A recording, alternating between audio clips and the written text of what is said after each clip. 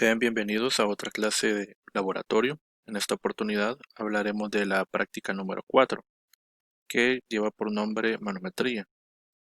En esta práctica vamos a familiarizarnos con algunos tipos de presión y vamos a hacer cálculos de densidades de fluidos. Para eso va a ser importante también iniciar con la definición de lo que es un fluido. De forma sencilla, un fluido es toda sustancia o todo cuerpo que tiene la capacidad, decimos, de fluir. No presentan elasticidad y fácilmente son deformables. Más sin embargo, estos pueden soportar fuerzas de compresión o esfuerzos de compresión. Los fluidos se pueden distinguir en dos tipos, en líquidos y en gases. Si nos remontamos un poco al tema de los estados de la materia, nosotros conocemos básicamente tres estados: el estado sólido, el líquido y el gas. Precisamente los estados líquido y gas son los que van a representar a los fluidos. Tienen la capacidad entonces de fluir o desplazarse con facilidad, a diferencia de un sólido. Pueden atravesar agujeros muy pequeños o grietas muy pequeñas. Entonces tienen una gran facilidad y a diferencia de los sólidos, la deformación que se produce sobre ellos no se recobra. Es decir, que nosotros un sólido, por ejemplo, lo podríamos deformar sin romper su límite elástico y él va a regresar a su forma original. Sin embargo, los gases y los líquidos, los fluidos, no pueden hacer eso, no pueden regresar a su estado inicial, sino que se deforman continuamente. Hay algunas diferencias entre líquidos y gases, a pesar de que los dos conforman lo que son los fluidos. Por ejemplo, un aspecto en común es que no poseen una forma fija, una forma definida como tal, sino que esta forma va a depender de dónde estén contenidos, del recipiente o del depósito en el que se encuentran. Eso va a darles la forma que tenga al fluido. Entre los líquidos y los gases, las fuerzas de cohesión son débiles. Si los comparamos con los sólidos, la estructura molecular de los sólidos es bien definida, es una estructura bastante ordenada, pero en el caso de los líquidos hay una estructura un poco más desordenada y un poco más débil en términos de las fuerzas de cohesión. Las fuerzas de cohesión son las que permiten que la estructura del sólido se mantenga como tal y sea difícil deformarlos. A diferencia entonces de los líquidos que poseen una fuerza de cohesión débiles.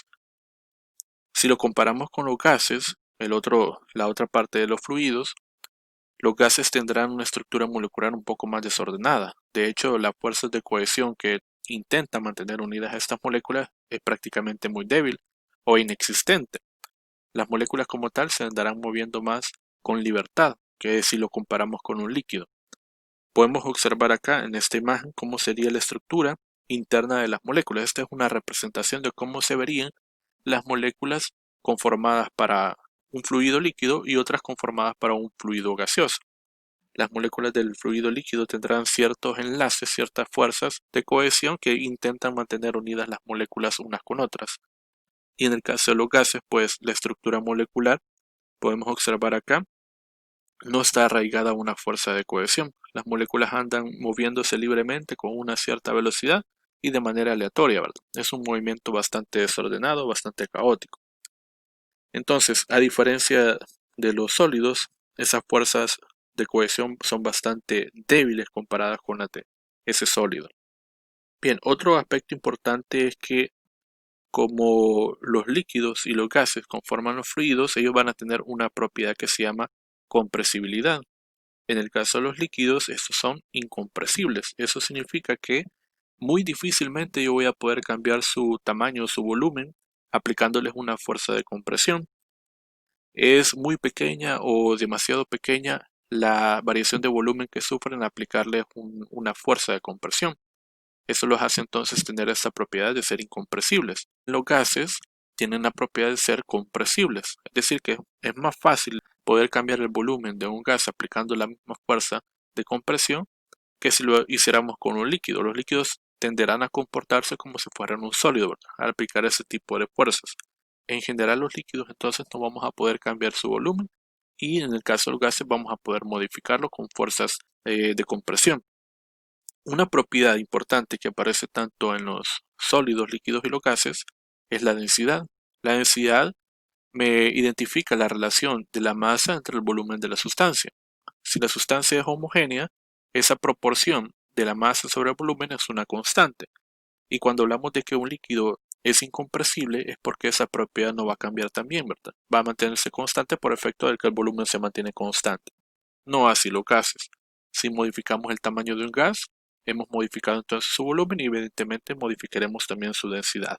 Estas serían algunas de las propiedades que son necesarias para identificar previamente y describir lo que es un fluido, ¿verdad?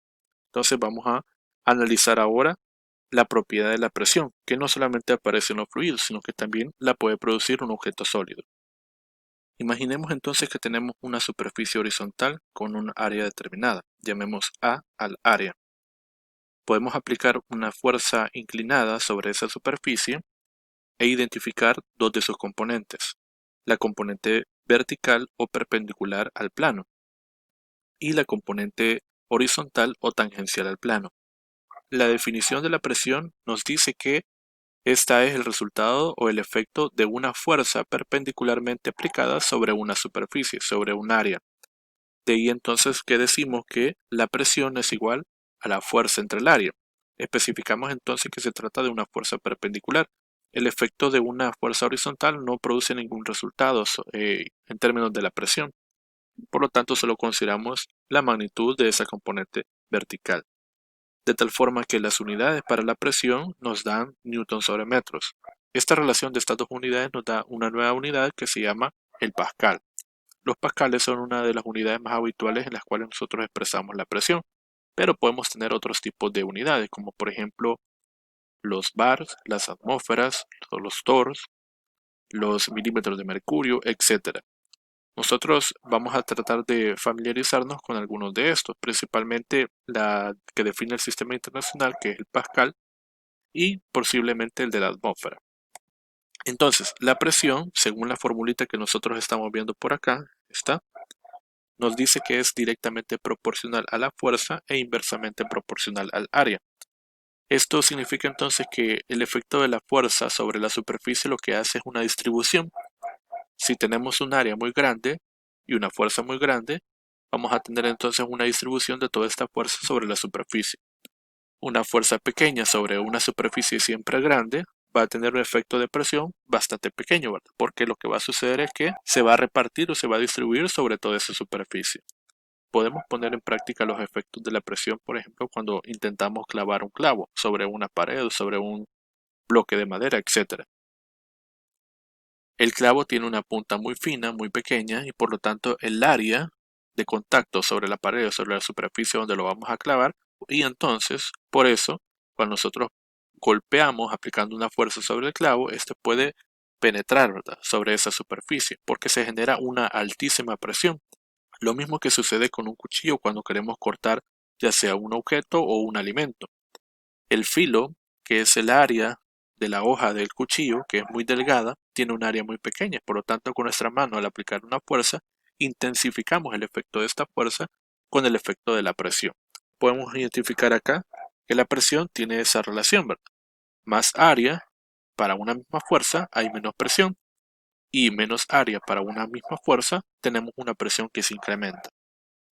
Algo importante que debemos de mencionar para la presión es que esta es siempre un escalar.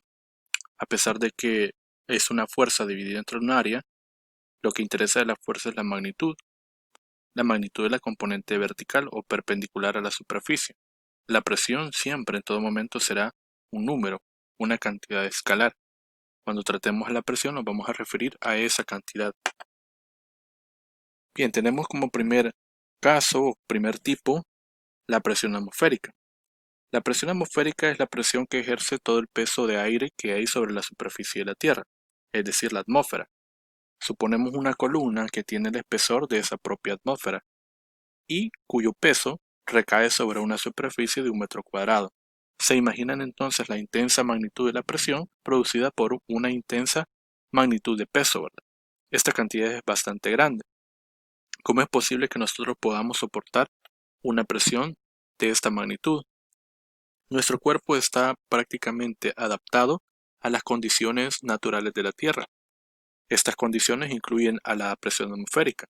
Un cambio mínimo de la presión atmosférica es sensiblemente notado por nuestro cuerpo.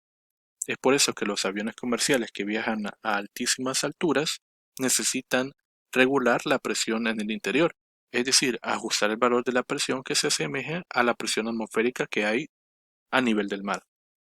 A nivel del mar, la presión tiene un valor de 1.013 por 10 a la 5 pascales.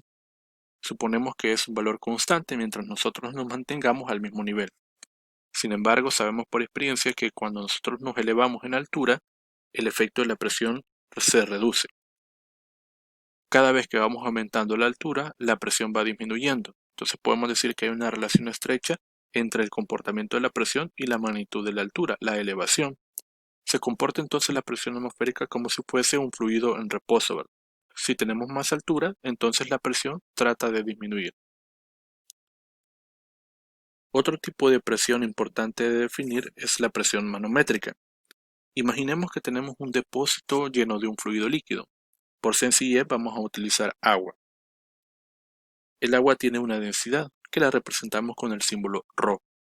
La densidad del agua es 1000 kilogramos sobre metros cúbicos.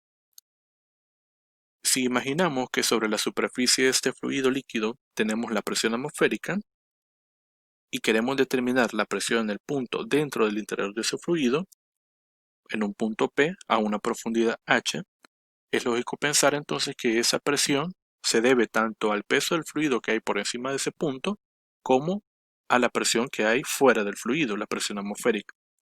Es decir entonces que lo que estaríamos calculando de la presión del punto P sería una presión total. A esa presión nosotros le llamamos una presión absoluta. ¿Pero qué es la presión manométrica? Cuando nos sumergimos dentro de este fluido, incrementa el efecto de la presión que nosotros percibimos. Ese incremento de presión es lo que se va a conocer como una presión manométrica, un excedente de presión. Es como que si tomáramos de referencia a la presión atmosférica y que a partir de ahí comenzamos a elevar la presión. Esos incrementos de presión representan la presión manométrica, que para el caso de un fluido en reposo, un fluido líquido, se calcula como el producto de la densidad, la gravedad y la profundidad a la cual se encuentra el punto donde quiero conocer la presión.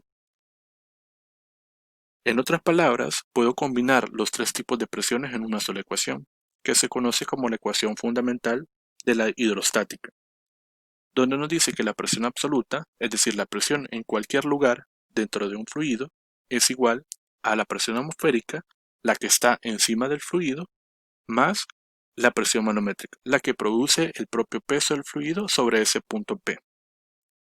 Cabe destacar que la presión absoluta es una presión en todo momento positiva. El mínimo valor que podemos tener de presión absoluta va a ser 0. Cuando las presiones son por debajo de la presión atmosférica, se conocen entonces con el nombre de presión de vacío. Para hacer la aclaración, una presión manométrica puede ser mayor que la presión atmosférica o menor que la presión atmosférica. El instrumento que utilizamos para medir presión, específicamente una presión manométrica, se llama el manómetro. El manómetro pueden haber de diferentes tipos y formas. El que presentamos acá es un manómetro de tubo en U para hacer mediciones rápidas de presión a través de una diferencia de alturas. Habrán visto, por ejemplo, un manómetro que se utiliza para medir la presión en las llantas, o habrán visto también el manómetro que se utiliza para medir la presión en un tanque de gas, o de oxígeno, o de cualquier otro tipo de gas. Esos son instrumentos que miden, pues, efectivamente la presión manométrica. Si lo que interesa es medir la presión atmosférica, utilizamos un instrumento que se conoce como el barómetro. Para esta práctica, el objetivo de este instrumento, el manómetro, aparte de medir las presiones manométricas en diferentes puntos, nos va a permitir determinar densidades de fluidos. Tenemos acá dos situaciones para el mismo instrumento. Un manómetro es un tubo en U de vidrio, donde colocamos nosotros un fluido líquido, un fluido que tenga una densidad grande y que preferiblemente no se vaya a mezclar con otro que nosotros coloquemos dentro de él. Podemos conectar este manómetro, uno de sus extremos, a un tanque, por ejemplo, con otro fluido, o a un depósito con otro fluido, o también podríamos conectarlo a otro depósito que tenga un gas. Lo que se va a producir en este manómetro es una diferencia de niveles. La línea en color rojo me representa el nivel inicial.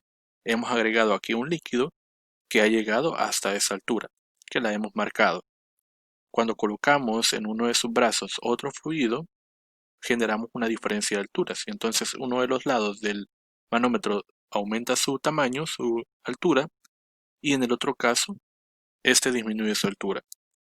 Imaginemos entonces que los líquidos que hemos colocado acá, uno me representa agua y otro me representa aceite.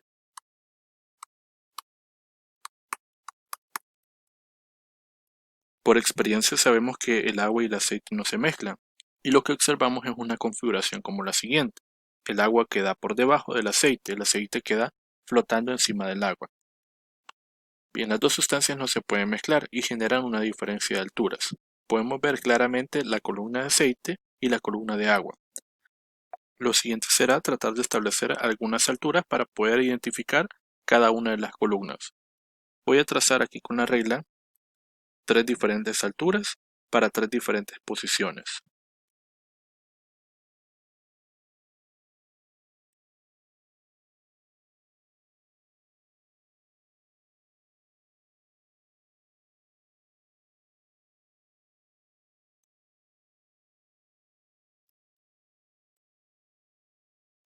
Por ejemplo, este de acá le voy a llamar Y1, a esta otra altura le voy a llamar Y2 y a esta otra altura le vamos a llamar Y3. Todas las alturas parten del punto de referencia o el nivel de referencia, que en este caso es la base del instrumento, la base del manómetro. Ahora voy a establecer lo siguiente. Hemos dicho que en un fluido, por ejemplo en un fluido líquido, la presión depende de la profundidad. Pero ¿qué pasa si nosotros no cambiamos la profundidad? Otro punto que esté, por ejemplo, a la misma profundidad que el punto P va a tener la misma presión. Lo que significa que si no cambiamos la profundidad, entonces la presión se mantiene constante. Vamos a identificar en el manómetro dos lugares que tengan la misma presión. Para eso es recomendable utilizar algo que llamamos la interfaz. La interfaz es este lugar, acá, donde coinciden los dos fluidos. Generalmente lo que nosotros observaríamos sería como una línea divisora entre un fluido y otro. Ese punto en específico es el que vamos a utilizar y vamos a ubicar otro que esté a la misma altura que este punto. Voy a ubicar entonces el primer punto acá y le voy a llamar el punto A. Voy a ubicar ahora con una línea horizontal otro punto que esté a la misma altura, que sería este de acá. Bien, y voy a llamar a este punto el punto B. Ahora vamos a establecer lo siguiente. Como la presión no va a cambiar porque estos dos puntos están a la misma altura, la presión en A va a ser igual a la presión en B. Estamos hablando de las presiones absolutas, o sea que la presión del punto A debe de ser la presión atmosférica más la presión manométrica sobre ese punto. De la misma manera para el punto B, la presión atmosférica más la presión manométrica. ¿Por qué debe ser la presión atmosférica primero? Porque si vamos de arriba hacia abajo, en la parte superior del tubo, acá y acá, hay acceso para la presión atmosférica. Por lo tanto, está haciendo una presión sobre la superficie de sus dos líquidos. Si uno de los dos lados del manómetro estuviera cerrado, entonces no contamos esa presión atmosférica y simplemente contamos la presión que se genera en ese lugar. Otro aspecto importante es que cuando nosotros tenemos un fluido real, hacemos un experimento en un laboratorio, nos vamos a dar cuenta que vamos a observar que la superficie que generan los líquidos no es completamente horizontal.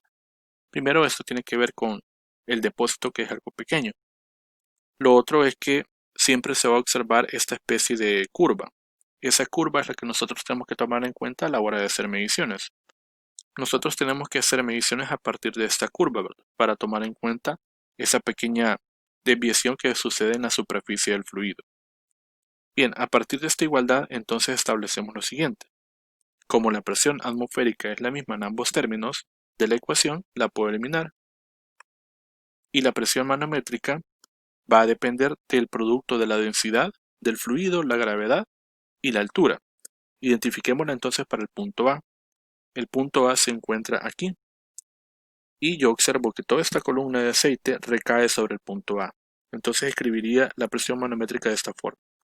La densidad del fluido A por la gravedad por la altura o la columna de fluido que se forma sobre el punto A, que si yo observo las alturas que he medido, representaría Y2 menos Y3. Aquí escribo Y2 menos Y3. Esto es igual a la presión manométrica en el punto B. De la misma forma es la densidad del líquido B por la gravedad por la diferencia de alturas que hay sobre el punto B. Yo observaría acá que si resto Y1 menos Y3, eso me daría la columna de líquido que hay en el punto B o sobre el punto B. Y1 menos Y3. La gravedad es una constante, la vamos a poder cancelar. Y ahora voy a despejar para la densidad del fluido que quiero conocer, que en este caso es la densidad del aceite, conociendo la densidad del agua. Entonces diría que la densidad del aceite es igual a la densidad del líquido B, que es el agua, por Y1 menos Y3 entre Y2 menos Y3. Esta densidad nos tiene que dar en kilogramos sobre metros cúbicos. Bien, esta sería entonces la ecuación que debemos de utilizar para determinar la densidad de ese fluido, pero para esta configuración. Cuando tenemos dos fluidos, si tuviéramos tres fluidos, volvemos a hacer el mismo proceso y la ecuación cambiará. No es una ecuación que se pueda utilizar para diferentes configuraciones, solo aplica si tenemos dos líquidos o dos fluidos líquidos acá. Bien, entonces a partir de esta ecuación, conociendo la densidad del fluido B, el fluido que está por debajo, podemos conocer entonces la densidad del fluido que está por encima. Nos hemos dado cuenta entonces que no solamente podemos determinar presiones a través del manómetro, sino que también podemos determinar densidades. Ahora lo que vamos a comprobar es cómo es el comportamiento de un gas en términos de su presión. Vamos a comparar para este manómetro que tiene un gas encerrado en uno de sus brazos. Queremos comparar dos lugares. Quiero saber cuánto es la presión acá, en el punto A, comparada con la que tenemos acá dentro de este globo, en el punto B. La teoría nos está sugiriendo que para un fluido en reposo, entre más sea la profundidad del punto A hacia el punto B, mayor debe ser la presión. Veamos si esto es cierto para el caso de un gas. Voy a establecer las diferentes alturas partiendo de mi nivel de referencia. Recuérdense que como este manómetro está abierto a la atmósfera, tenemos aquí el acceso para la presión atmosférica. Bien, solo voy a trazar entonces tres diferentes alturas.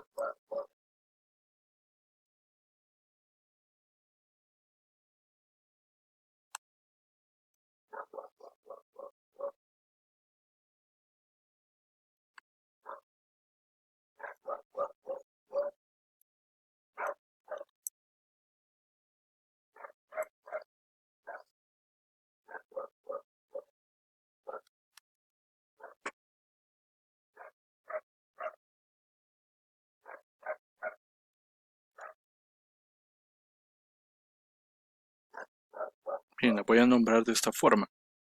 Y1, Y2 y Y3.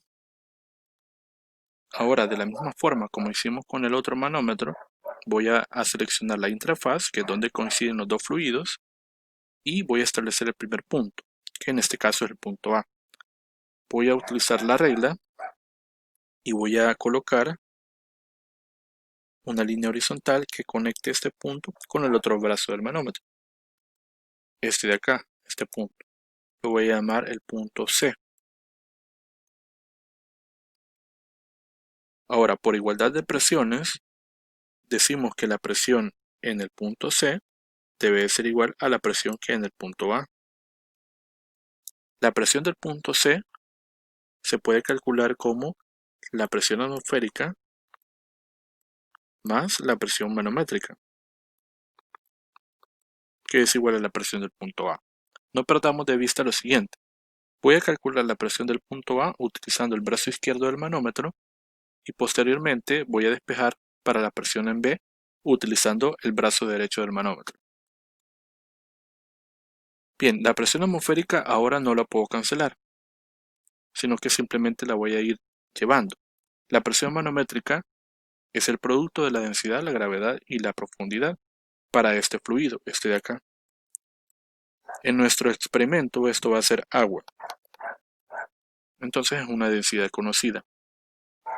Vamos a decir entonces acá la presión atmosférica más la densidad por la gravedad por H, siendo esta la densidad del agua. Esto es igual a la presión de A. Ahora, ¿quién representa H? H representa esta columna que se forma desde la superficie de este líquido hasta el punto C. Todo esto sería H, que es la diferencia entre Y1 menos Y2. Entonces, si lo escribo acá, esto sería la presión atmosférica más la densidad del agua por la gravedad por Y1 menos Y2. Y esto es igual a la presión del punto A. Bien, ya tenemos aquí una forma de cómo determinar esta presión. Me voy a ir ahora para el lado derecho del manómetro y voy a decir que la presión del punto A también es igual a decir a la presión que ejerce toda esta columna de fluido desde A hasta B, que sería como una presión manométrica, más, ahora ya no sumo la presión atmosférica, sino que sumo el valor de la presión que quiero conocer, que sería la presión del punto B. Entonces diría más la presión del punto B. Bien, y esta presión manométrica del punto A es sencillamente decir la densidad de este fluido, y este fluido es un gas. Para nuestro experimento esto va a ser aire.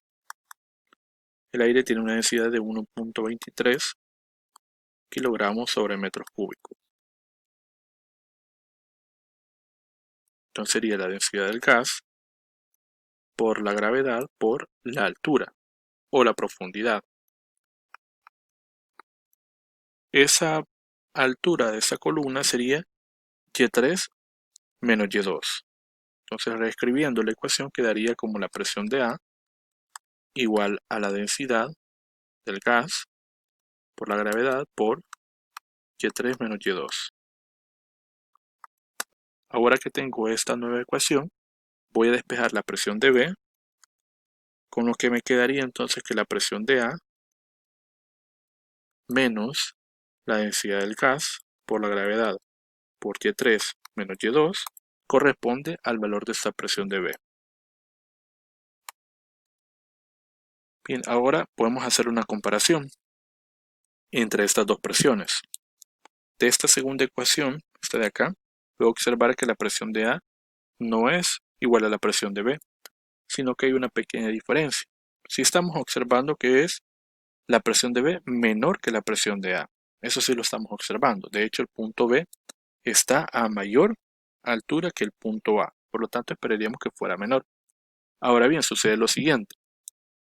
Como la densidad de este gas, el aire, acá, es pequeña, y la diferencia de altura generalmente también es pequeña, la presión del punto A se puede aproximar a la presión del punto B, despreciando el término que aparece acá, densidad, gravedad, H.